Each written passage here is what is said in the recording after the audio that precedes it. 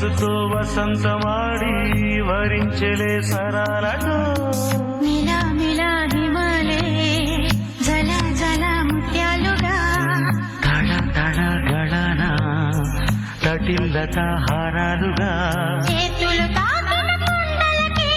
చలనము వచ్చనులే ముందుకు సాగిన ముచ్చటలో మూవను పలికెనులే ఒక స్వర్గం తల వంచి ఇలా చేరే క్షణాలలో అందాలలో అహో మహోదయం భూలోకమే